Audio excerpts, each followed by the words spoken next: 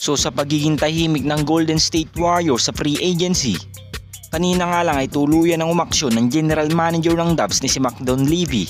At ayon nga sa breaking news na inilabas na Adrian Wojnarowski ng ESPN, nagkaroon nga ng sign and trade sa pagitan ng Minnesota Timberwolves at Golden State Warriors.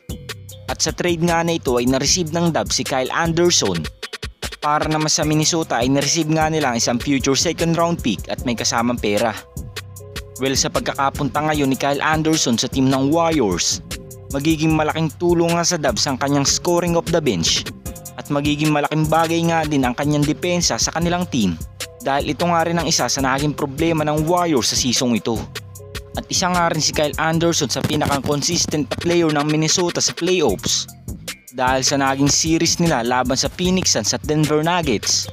Naging malaking factor nga sa kanilang team ang kanyang depensa at scoring.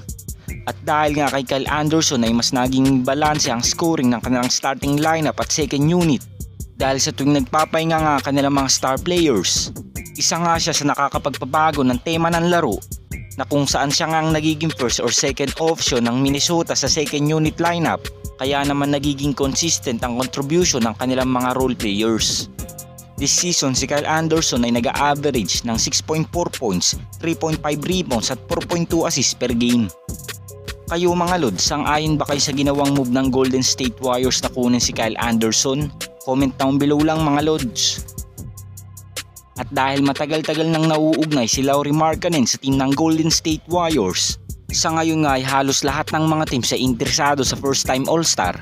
Ngunit Warriors talaga ang nagbabalak na makuha ang player na ito dahil aminin man natin o sa hindi ay malaki talaga ang kanyang maitutulong sa team ng Golden State Warriors. Dahil bukod sa kanyang size advantage ay may tira nga din ito sa labas at napakadominante nga din ito sa loob ng basket. At makakapagbigay nga rin si Lauri Markkanen ng spacing kay Steph dahil sa pambihira nga nitong outside shooting. Ganun pa man sa matagal-tagal nang binabalak ng Warriors na makuha ang first time All-Star. Well, sa ngayon nga ay medyo may senyales na gusto nga nito sa team ng Golden State Warriors dahil ayon nga sa mga latest report ngayon, pinalaw na nga niya si Draymond Green sa kanyang IG account.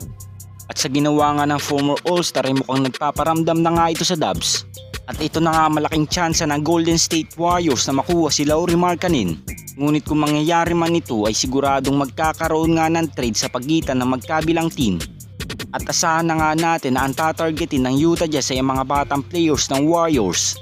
Dahil unang-una nga ipapasok na nga sila sa rebuild mode. Kaya naman ang pinaka-top priority sa ngayon ng Utah Jazz ay mga young players na madedevelop nila in the near future.